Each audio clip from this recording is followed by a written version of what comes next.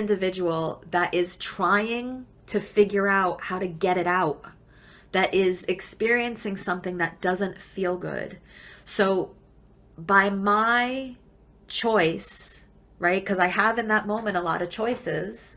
If I feel like I need to protect myself, I'm going to walk away to protect myself. But if I feel like I can be there and I can hold space for somebody else to figure it out, because the less reactive I am, the more they're going to be able to figure out their own stuff. But it becomes more entwined and more convoluted when I have to, like, when I react and then they're reacting to my reaction, and then it just builds on itself, and then it ends up being a rejection of one another, and we're calling each other out instead of calling each other in and holding space for all of our healing. Sometimes it's not easy to do. Sometimes each of us have to walk away for whatever we need to do. But for those of us who are able to not take it personally, to perhaps comprehend that, for example, at the conference, there was such a high vibe. There was so much love that, of course, the uncomfortable and the trauma inside people is going to come up to be released. So if that can come up to be released and we're able to stay in a place of non-reactiveness, we can say, that sounds awful. That wasn't my experience. You know, how can I support you? I can't join you, and I don't want to join you. That really wasn't my experience. And to understand again, we see things not as they are, we see things as we are. So if that allows us to have a little bit more compassion for people who can be reactive, or people who are in this vein, then if we're not playing into that, they're just seeing their own reflection, and then they get to make a more informed choice about what it is that they want. For what it's worth. I don't know. Does that resonate with any of you? Does that make sense? Do you have a different take on it? That's my take on it. I totally embrace what you're saying. And it's like us as this individual to see someone, when they see the thrashing, that's a sign of the person drowning and not necessarily trying to attack you, but this is really just a sign of how they're drowning. Yes. You know, if you could be trying to save me. And it's true too, because when you're trying to save someone from drowning, the reason why both people end up drowning is because of the thrashing. You know what I mean? Like someone, you're trying to save that person and you're trying to hold on to them, and then they thrash, and then you both kind of sink down. Yeah. And then two people drown instead of one. Yeah. Yeah. I mean, I find it more challenging. It's easier when there's something in what they're saying that resonates with me that I can connect to. But when I can't connect to anything that they're saying or experiencing, for me, it's just ho'oponopono. Like, because so regardless of what I see happening, what I see happening doesn't really matter. It's what they see that's happening that's important to their growth, to their ability in the moment to transform something. Not only do they have to make a choice because it's their soul contract, right? They have to make a choice, but the entity that is influencing them, the program that is influencing them, is keeping them on a loop, right? Affecting the way that they're seeing things, keeping them on a loop, because that creates more loosh, right? That creates more food for the being that's feeding off of them, because it's parasitic. It's a parasitic effect that we are seeing. So we're seeing the symptom. The person isn't seeing the symptom. They're just feeling it, and it doesn't feel good. And so yeah, they're thrashing. Of course they're thrashing. There was a time period when we were thrashing, right? And what was helpful when we were thrashing? Was it people who were just like feeding our story and our reality, or was it people who were just able to hold the ground and let us move through it? that was really, really helpful. Like, I can't join you, but I can stand here and see that you are in pain. Um, I don't see that, and I can't, or I can see how you would see that. I can see how that would make sense, but this is the way I see it. um we're each going to see a little bit something different, and that's why we're all so important to come together. But the more and more and more that we really can call each other in, hold space for each other to have a completely different experience and a different opinion about what's going on, and just not be reactive to it, to be like, okay, well, that's not my reality. That is not easy to do. We have been so programmed to be reactive, to have, in the third dimension, there is polarity. One is right, one is wrong. Mine is right, yours is wrong. All of this bullshit programming is a symptom of the third dimension. So rather than negate a third dimensional reality, if we can rise above that and see the multiple perspectives, that's where we're bringing in our fifth dimensional selves. That's where we're bringing in our higher, I like to say fifth through 12th dimension, through 23rd dimension. What more intelligences can you bring in from your own future, your own higher self, to help ground you and comprehend what is happening around us? We have never been able to pull off before. So, of course, there are some of us who are going to freak out. Of course, there are some of us who are going to have hard times. We're all going to take turns. And let's just hold space for each other to kind of have the purge. Just try not to purge on me. But remember, I can change my clothes, right? I can hold your hair back. The quickest way to piss someone off, like it reminds me like these customer service calls, is to be like, number one, to tell somebody to calm down, or number two, to ignore their feeling of dissatisfaction or hurt when someone's trying to say, Yeah. I'm just so angry right now, and you're like, calm down, or you want to ignore it or smooth past it. Is to just acknowledge it, right? And say, oh, I see what you're saying, or oh, I understand. Not that this is going to be the cure. I'm just saying that was the initial response when you come in contact with somebody. It just reminds me of like these customer service type calls, because this is what we have in our friendships, these customer service calls. And I want to tell you about this problem. I'm calling in to tell you about a problem. And then right, and so you are able to maintain your space, but Sometimes, not always. understanding that that other person is trying to tell you, this is the way I see it. Do you see what I'm seeing? Like, do you? And they're freaking out, like, because they want you to see it the way that they see it.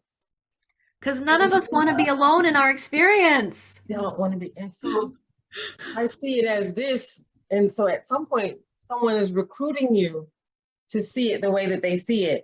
And like you're saying, don't allow the people to recruit you to take it on that perspective and that mindset, because now it's going to swell up and get bigger, and it gives them a place to stand on, because now they can say, oh, because they're recruiting you.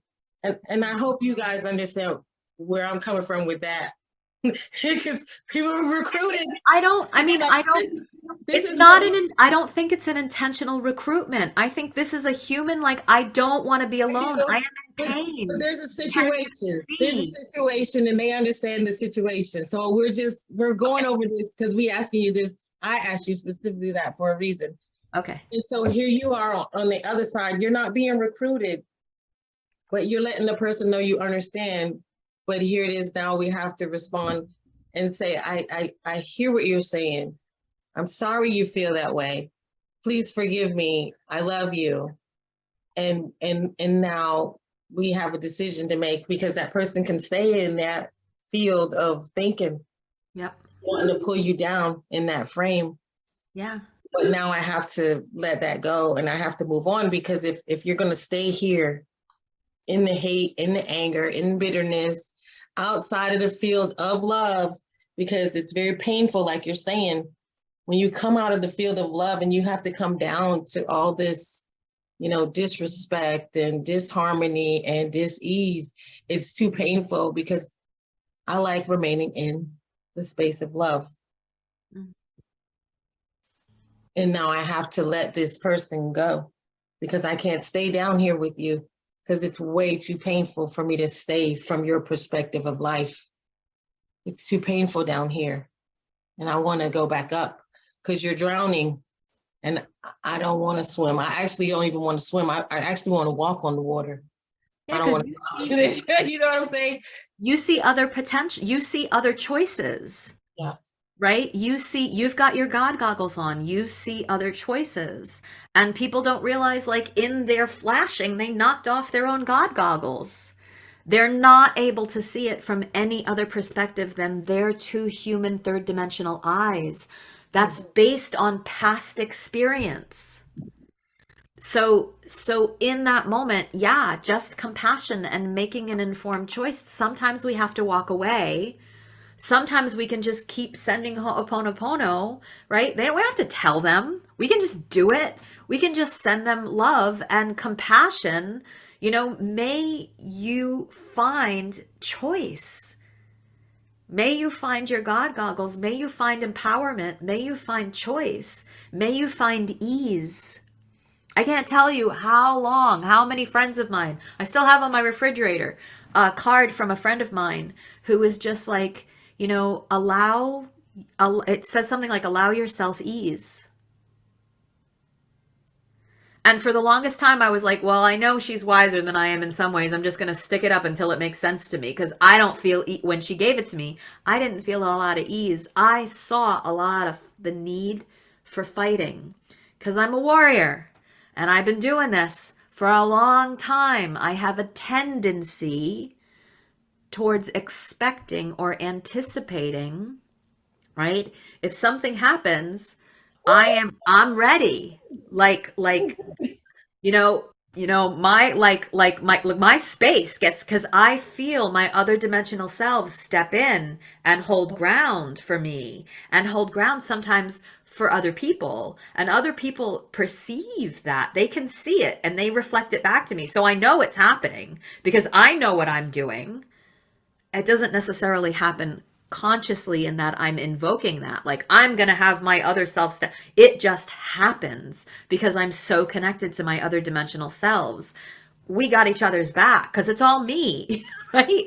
And it's just the matter of, like, remembering that's a part of me.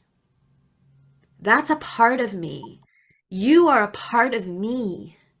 I feel your pain. And I wish that you could feel my joy. Mm. But that hurts them, right? It hurts them. They're like, you're too happy. It's a phase of consciousness. It's a phase of consciousness development to respect that level, to respect where people are at, comprehend that they're not where we're all in very different places. To be able to allow people to be where they are is hard. We're here as warriors. We are witnessing what we have never been able to do before. And there's no stopping where we're going. None of us is powerful enough in our own selves to stop the Milky Way from its spin.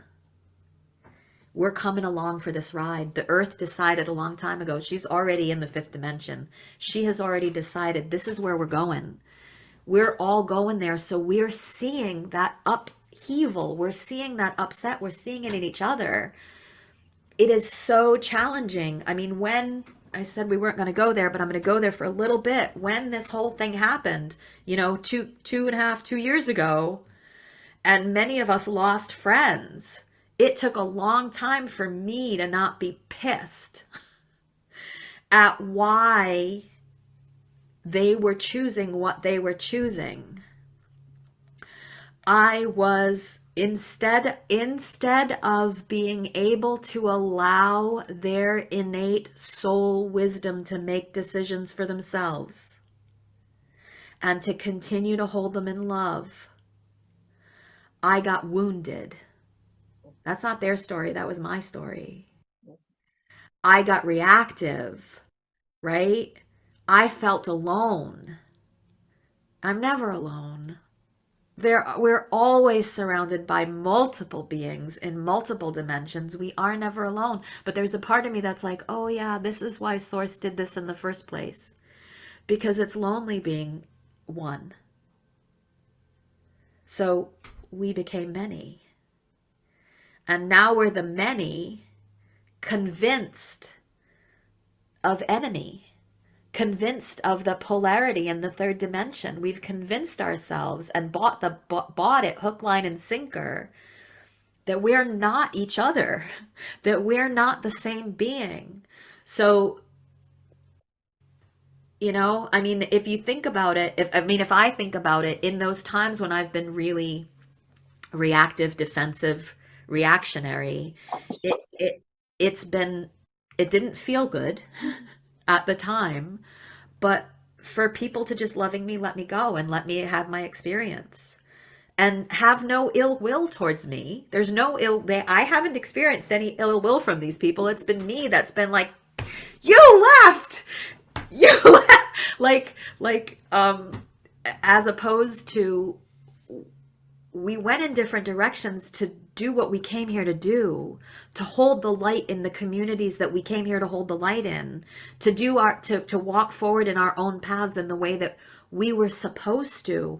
Why all of a sudden would I believe that these people that I respect so much and love so much haven't consciously chosen what they've chosen? Now, is that the case for everybody? No, I think a lot of people got hoodwinked. But most importantly is, can you allow somebody to do something that you would never do and not feel disdain for them? To continue to hold them in love, to continue to hold them in at some place what is holding me in the way that I trust the universe is holding you. It's the same universe. We are the same fabric. It's all playing out and we're witnessing the play out. We're witnessing the end of the show. It's the end of the show. How can I just the more love, conscious love that I can send, right? Because my source is infinite. It is never ending, infinite. And this body, my consciousness may choose to shed this body. It may choose to allow it to live 300 years as my DNA comes online. I'm not quite sure. I haven't quite consciously decided which direction I want to go in, but I don't have the fear of something happening to this body, in the sense that the universe has got me. It has always had me. Right? Literally from when it caught me falling out the car. For me, it's just the universe has always shown me examples of how it's got me, either because I've got guardian angels, or because my higher self is intervening, or because my ET family, my family of light, is intervening. I don't know, and it doesn't really matter. The point is, I am more than just this body, and that consciousness has lived for eons and will continue to live for eons. And exists in other dimensions as different beings. And so the more I can share this excitement about what we are creating and what we're doing, what we're accomplishing right now, in whatever ways we're accomplishing it, that calls to you, dang, if that is what makes your heart sing, groovy. This is what makes my heart sing. This is what makes sense to me because of who I am and how I relate. Because, what I've got going on is not maybe what you've got going on or you've got going on. We all, but that each of us is coming with a specific gift. And so if you don't know what the gift is, if you don't know why you're here, you have more going inside to do. You have more clearing to do. You have more communing with your higher self to be shown. Most of us have some kind of inkling because we have desires, we have tendencies, we have the things that interest us and where we gravitate towards. Those are all clues, right, to your spark and what your spark is meant to ignite. Because we're all sparks, and together, boy, It's like the center, the grand central sun at the center of the Milky Way galaxy. We are massive. We are powerful. No stopping where we're going. And wow, as we light up. So just to hold, if it's possible, compassion for the beings that are still feeling the programming before they can get on the other side of it. But it's, people are, I mean, we saw, right, at the conference when Lowell Johnson talked about like his awakening at the beginning of COVID. Like that wasn't very long ago that he was not really, where he was just participating in the third dimension as if that was kind of the only thing. And then awakening that we're happening, the awakenings and the shedding and the transformation, the transmutation is happening faster and faster and faster. So how can we help it?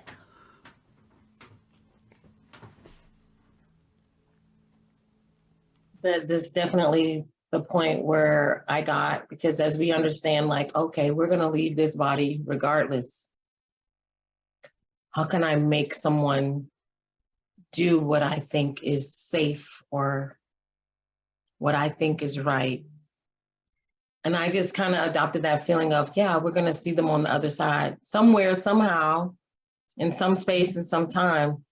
Even discussing it with my son at the beginning of the medical Holocaust, I was discussing with him. I said, I'm not always going to be here, and you might leave or I might leave, but I'll always love you. And I just tried to give him every bit of information that I could, that I'm like, if something were to happen to me today, because this isn't, it's not just this Holocaust. I could slip and trip outside, or I can get in a car accident. So I cannot live in fear, because at any moment, it could be my time. When it's my time, it's my time. And I think a lot of people forgot, like, yeah, when it's your time, it's going to be your time. If you're meant to be here, you're going to stay. So I cannot live in fear of holding on to this level of this is existence. And especially when you've been here before and you have other things to do, other places to go, you cannot just hold on to this. But, of course, we want to exist. Every program in the Matrix wants to exist, right? So we fight for existence. But once you do gain that greater understanding, then, this is a video game. And if someone decides this game is over, we're gonna, we're moving on to Tekken now, or some other game. We have to change games. In all these things that we're arguing about, that's what I came to terms with, is all the things we're arguing about. If somebody flips the switch, when this is all over, it'll be like, oh, okay, return to whatever space and time we're in. None of this is going to be important anymore, because it'll be a new game and a new program and a new role in that new program. You know what I mean? We'll have a different role, And I like how some people, I've seen in the past, the meme, I guess they say that in my story, I'll be the hero and you'll be the bad guy, right? On the opposite side of that, I'm your bad guy.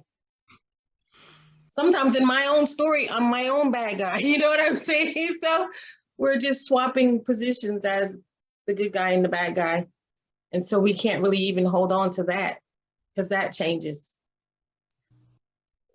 And gain that perspective from someone else's perspective, someone else's eyes. How do they see it? Because sometimes I do have to make a decision to hurt others. And sometimes people have to make decisions that'll hurt me.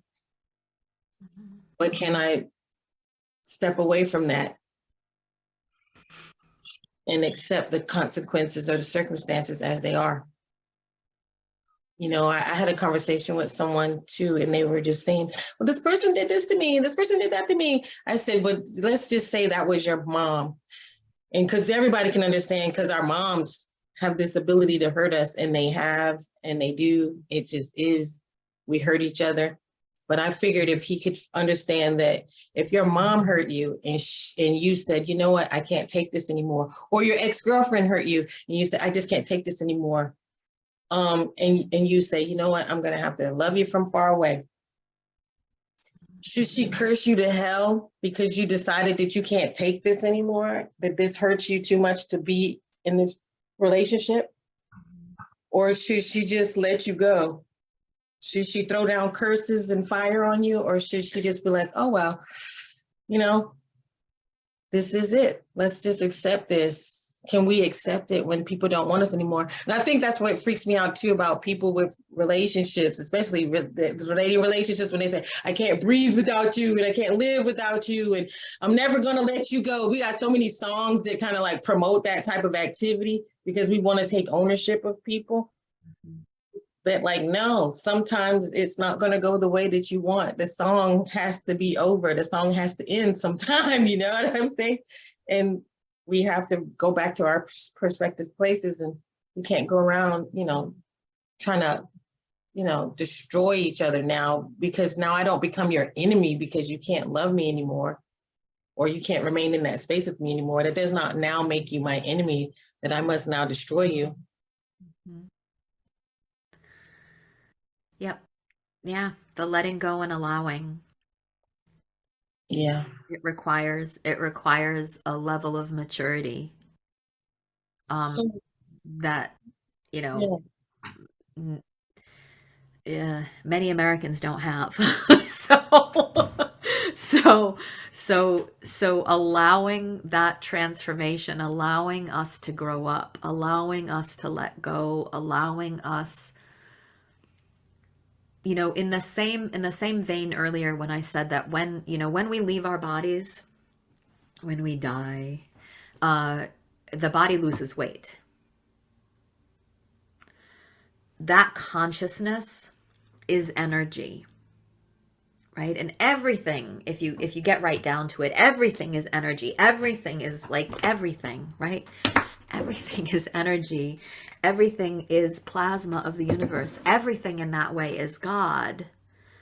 And so there's just there's love, and this woman who leads some meditations that I was participating in a while back. She used to say, there is only love, and that which has forgotten itself to be love. And so that which has forgotten itself to be love is in the process of remembering itself. And so allowing the innate intelligence in each and every one of us, none of us will ever be left behind, because we are all a part of Source. But we all have our conscious decisions to make about how quickly we are choosing to evolve. And the greatest love I think that we can have is the love to allow someone their own timing of development. That is not easy. That is not easy. I think, and I say this, I'm not a parent, but I did I spend was gonna time. say that's the best example is Yeah. to learn that we try to learn that with our kids, but I know I'm learning this with my kid, that it's kind of like when he's at school, I can't make him write the answers to the questions. I can't make information go into I can't make this person do anything. I can't make him feel a way. I can't do any of that. And so it's like, autonomy. I understand autonomy. But what you can do is love them That's it. and have faith that they're going to get it in their own time. And to the best of your ability, show them the way that you do it, and know that there are many other ways to do it too, and not to be stuck on having them do it the way that you do it, right? In the same way that with our own parents, that desire to be different, to be like, nah, I got this. Leave me alone. I can figure this out. Oops. I had to fall on my face to figure out, oh, you had a little more information than I do. But all of us, right? All of us are scaffolding each other forward. And not and we're all going to have different ways of achieving the ability to be conscious in a way that, you know, allows us to see the choices, all of the myriad of choices that we actually do have in each and every moment. And each and every moment carries infinite possibility. And it's our level of maturity that is able to see those potentialities and to make more informed choices. As we mature as a species, there's just so much hope. There's just so much potential that we have this ability, you know, in the same way that, like, you know, our cosmic galactic brothers and sisters, or, you know, could be up there just like, oh no, I wouldn't do it that way. Like, you don't even know what that's gonna lead to, but okay, you get to decide. Like, it's not easy. Yeah, so when we're caring for little ones, you know, whether those little ones are four-legged or two-legged or whatever, the choices that each and every one of them gets to make, the biggest measure, I think, of our love is letting go, is our ability to let go and not allow that kind of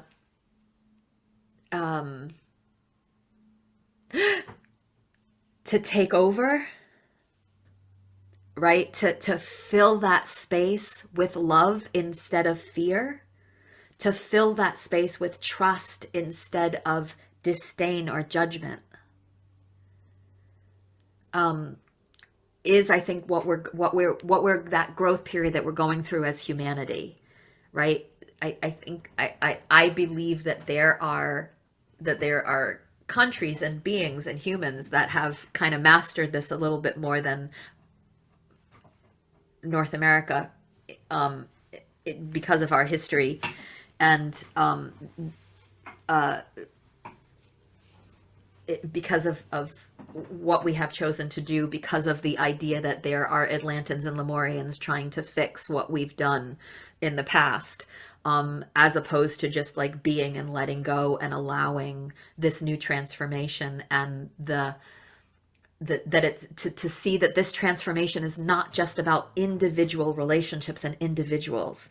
It's the microcosm in the macrocosm. It's happening everywhere. The more we can let go and just witness what's happening, the more we can just be in a place of love and send love, even when it's hard,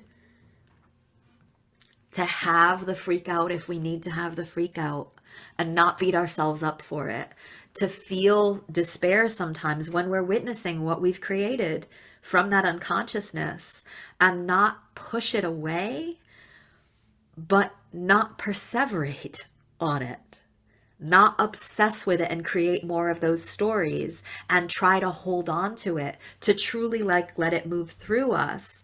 The more we are allowing and creating space for ourselves and each other to move into the excitement about what it is, where we're moving, where we're developing, where we're learning, as we all start to celebrate our potential and our unique abilities, there is room for all of them in the creation. What is it, like Alex says, what do you want? What do you want to create? How can you allow yourself to de-stress? How can you, take more baths, go out for more walks, meditate more, play with your animals more, play more, give yourself the permission to play, give yourself permission to experiment, to make mistakes, to hold yourself if you've fallen. like all of those areas that we can remother and refather ourselves, to allow ourselves to be present, because most of us are so caught in the past. We're not allowing ourselves to be present and to see the potential, because we've been so programmed into seeing trajectories that are matrix trajectories. They are not our true trajectories. They are the trajectories of programming that keeps us divided, that keeps us reactive, that keeps us fearful, angry, anxious, pissed off, jealous, wounded, envious. All of those are all programs.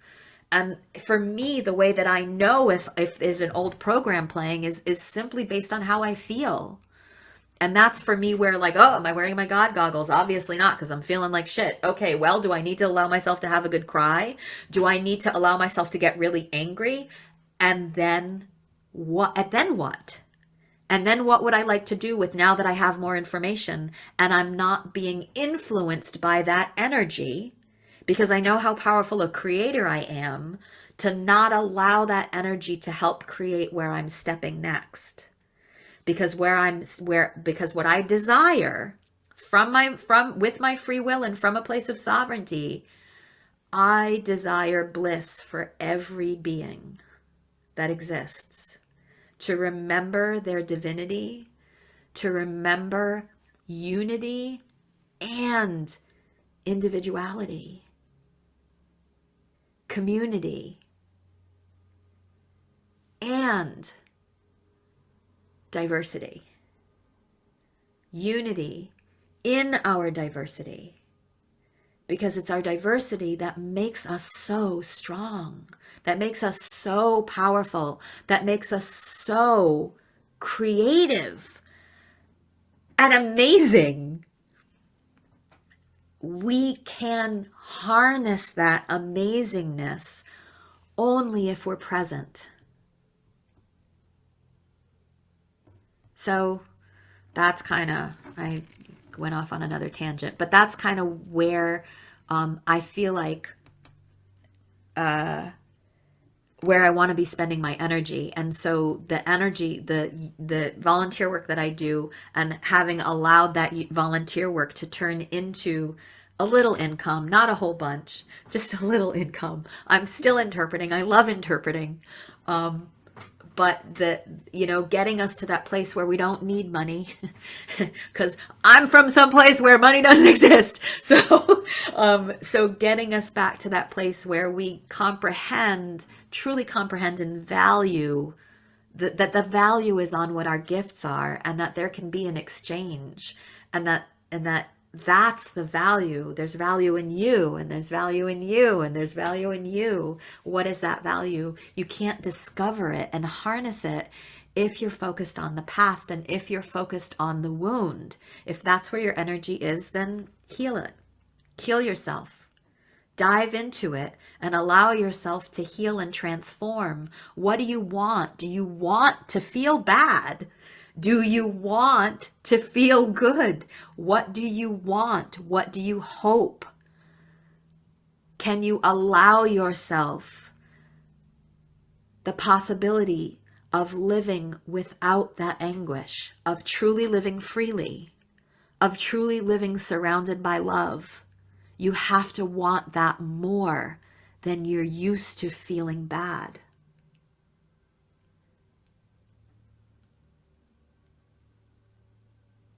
And you have to believe that it's possible. Okay, Ingrid. So this is kind of this is where I am hoping to be spending more time and helping us transform, because energy, oh, that's what I was starting to say earlier, that energy that leaves the body, that energy is energy, that everything is energy. Energy, the nature of energy is movement. Okay? When we're stuck in old stories, it doesn't allow our energy to move and transform. It causes stagnation. It causes illness in the body. those traumas, those wounds, those entity attachments. Right now, most of them don't want to be attached anymore. They just can't extricate themselves because it needs to be conscious permission and desire to be healed instead of the kind of high you get from being on that roller coaster, right? It's a type of, if you think about it, it's a type of addiction.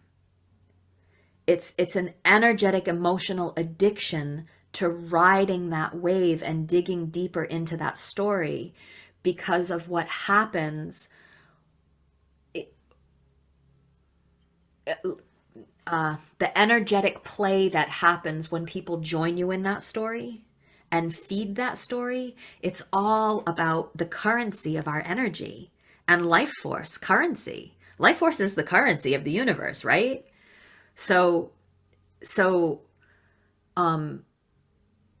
now is when we wake up and choose where we want to spend our currency, where we want to spend our life force energy, what it is that we want to feed, like that old native tradition about which wolf is it that you're going to feed. What are you attending to? Again, Alex, wise Alex, Commander, what do you want? Not what don't you want. I think I do have to go now. I haven't checked the time, but uh-oh. Oh, I really have to go. I'm working in just a few minutes. So, I hope I get to talk to you and hear more about you guys and ask you questions again. Fat chance. No, I was kidding. Of course you will. Once you when you exit, we're gonna just chat just a couple more minutes about all the feeling, because I had a lot of feeling. I've literally stopped myself from crying listening to you talk. I've felt like a Buddha, happy, smiling, and then we're like wrapping ourselves in it, and just it is just a beautiful thing listening to you talk. And you use your hands as much as I do, and you feel it just as much as I do, and I'm like,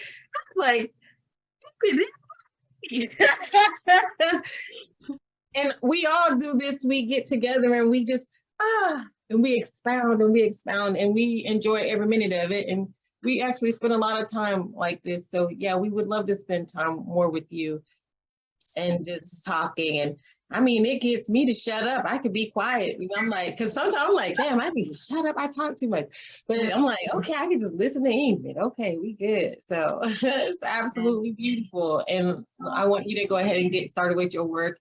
And don't feel like you're leaving us, because, you know, just to be continued. I'm right here. That's right. Okay. Thank you. All right. Thank you so much. Bye, Ingrid. Have a marvelous, marvelous day. You too. Yes, Marvel. Marvel Bliss. That's such a good name. All right. It was so great to meet you, Jonathan and Marvel and Terry again. And First Lady, always good to see you. See you all. Happy Friday.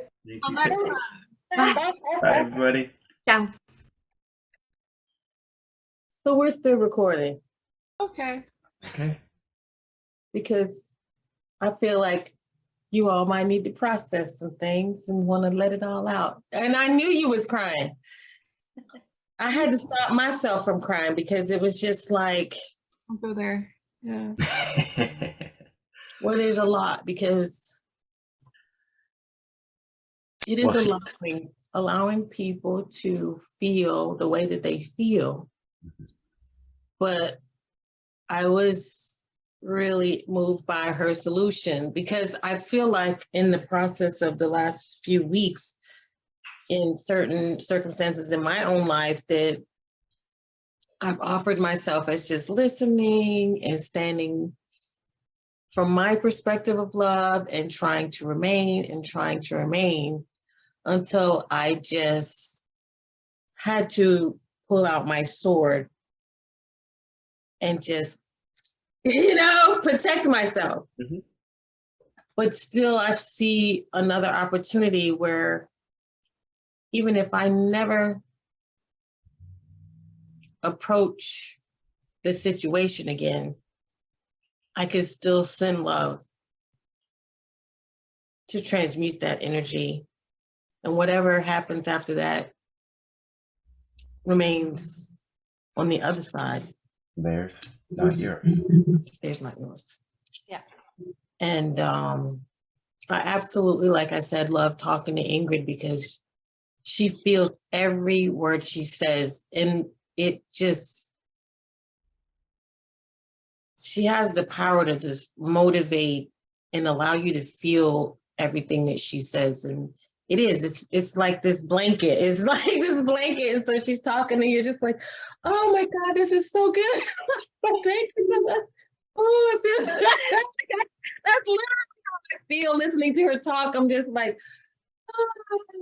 And I can see so like Jonathan going, yeah, like Well, visualizing and it's perfect. It's sun. It's actually sunny. The clouds are just shifting. I was right. just watching. She's flowing. Like she was so Yeah, poetic with like just weaving it all I together. feel, and I think sometimes Mm. it's so dangerous to feel, and it's so scary to feel, and it's so, you know, for myself, this place where I was told one time that I functioned on 4 out of 6 gears, like all my gears did not work in the feeling department. I can't remember this diagram. It was either like 4 out of 5, 4 out of 6 or 3 out of 5, where the doctor told me that one time. And he was like, you need to learn to use all of your feelings and not just these three. Cause yeah, like probably anger and fear, and I can't even remember what they were, but I definitely know it had to be some anger and some fear. Those gears work really well. Mhm. But those ones on the other side of love, they don't always work so well. And I'm learning to observe that and navigate that. And even just listening to her, allowing myself to feel while she's talking. And so I just really enjoyed that experience. They got like deprivation tanks as therapy, but I think talking to her could literally be like therapy. I felt like, if we didn't meditate this morning, then you still got It a is. direct connection to source, just listening to that. Well, as she spoke and how she speaks Mhm. and what, not just the message, but the love behind what she's saying. Jonathan, Mhm. I'm gonna let Marvel. No, I'm good. It's just Okay. Who wants I to? don't Who want to wants? upset Who wants? anybody else, because yeah, obviously. But go ahead, Jonathan. Jonathan, you want to process? Well, it is exactly that. Like you were giving your example about the wheel of the emotions that flow and the protective mechanisms of is our that ego when we're going through our traumas and trying to not be hurt by not being loved or having that form of love that we were expecting or want to have when we are younger or through those experiences. So we have the triggers that will be the anger and the frustration and the fear that will try to propel and make people feel what we feel to get us through to find our path to happiness, right? And that love, that compassion, that empathy. Um, and it's exactly that, allowing,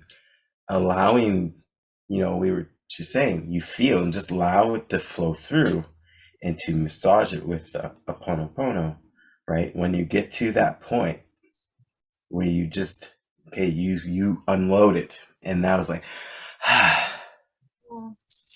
and now that's when you accept it and you forgive it, and and express yourself however you need to express. And it's just allowing the movement of energy. So through that movement, it holds so much healing capability and compassion and empathy for the experience. So when for example, when you're talking about your situation, when people project, they're trying to mirror themselves to you, right? They're trying to get you, trying to recruit, right? Right. So it's yes, allowing that sever. I see where you're coming from. That I disagree to agree. I disagree. Let's just disagree to agree, right? I understand where you're coming from, but that's not my reality. I love you. Yes, most definitely. But your vibe attracts your tribe, and your tribe attracts your tribe, right? If you're in your state, if you're in there, you're going like this constantly, and it's exhausting, and there's power being flung and siphoned away left, right, and center from those conversations and those intentions. And just when people are not even on there, like she was saying about her technology, even if you don't hear the sound or the frequency or the vibration, you're still being affected by it. And when we have that intent to try, when there's those dense emotions and those intentions that are being flung throughout space, time, it's still landing some sort of marks. It's trying to, but at the same time, your higher self and your guides and that are putting in work to deflect that, and trying to bring that awareness that you just need to ground this energy because it's not yours. And this is why this is good to always have things going and just being mindful of that, and not being in the mindfulness does that work, right? The check-ins. Yeah. So. And Marvel. She just brought up so much stuff that could be applied to the situations I've been going through, and it's just confirming and just really helping me get back to that baseline of my heart and what I'm willing to allow and what I'm not willing to allow. And yeah, I've been going through, like, I'm just going to spit it out there. I've been going through this serious grief process, and just transforming, and it's uncomfortable. But I know once I get back past this transformation period, it's going to be beautiful and everything's going to be okay. And I'm going to allow myself the time I need to heal and do the hopo ono and just release and let God, you know.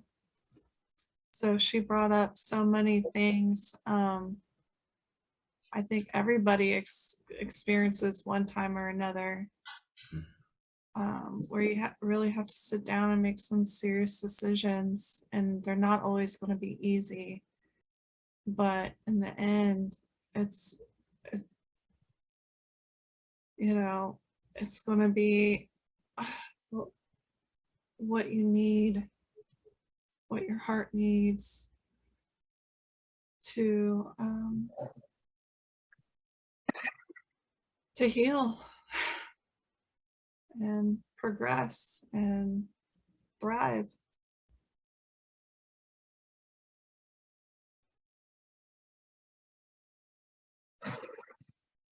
And Terry, did you want to process, Terry?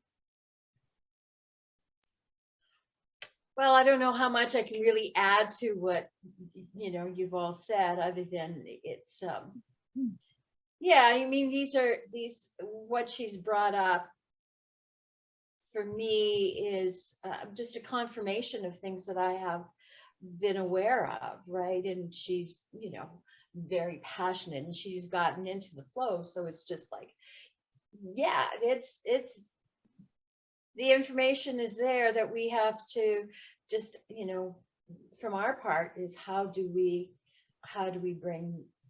how do we bring this into our reality? A lot of times, a lot of this stuff is like, yeah, we can know it, but now we have to now bring it back from there and into making it part of our everyday life. You know, there's a lot. That's flow is amazing. And now, what parts can I bring in and actually work on today? Or, you know, how do I bring it into my reality? Yeah, it's there. So let me bring this part in. Let me work on this part. Let me work on this aspect of it. So what you're trying to say, Terry, is we can't just be playing church. You know, I've been waiting all this whole time to say it. Exactly. We can't be playing church today. We gotta be. We're not playing church today. We're not going like, hallelujah. You know, you healed. You know, we not playing church. We got to live it, right, and do it, and You actually have to live it, yeah. And it's fine to talk about it, but you know, like bring it into your life and live it, and just like, you know, maybe we can't, you know, go and save everybody that's drowning, and we don't want to drown with them, but we can observe it and then do what we can, you know, to you know, to give them that hand. And maybe it isn't going in and jumping in, but maybe it's throwing them a rope. right, because you can see Throw someone 5 life drowning. jackets. Yeah. You can throw them a life preserver, but you can't try to, because you will both drown. Mhm. Yeah. The thrashing is what makes both people drown. Yeah. Just literally. I'm going to tell you a little story that happened to me when I was a kid. I was maybe about 12 or so, and where I grew up, we had a river and we were swimming all the time in the summer. And one of my friends was swimming with me and she got pulled under, but I didn't realize she was drowning. So I was able to pull her out.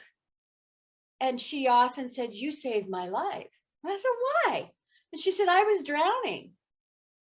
I said, "Well, I didn't see that."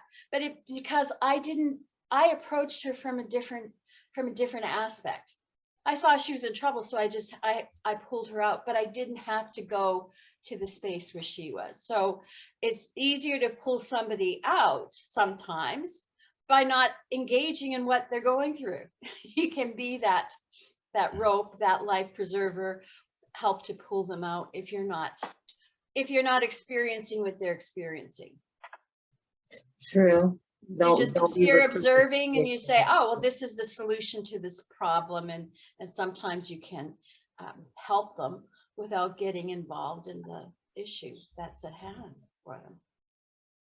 Mhm. That takes Mhm. one moment Yeah. for it to just click. And it may take them, you know, they'll have that moment and you have that preserver, and could be an hour, could be a few days, could be a week, could be 2 weeks, could be a month, but Could be the 5 seed years. could be 5 years. But it's the seed. I mean, it's and that's the thing. You just, you know, you do it and they need the water and have that moment with their higher self, right? Become mindful, essentially. Right.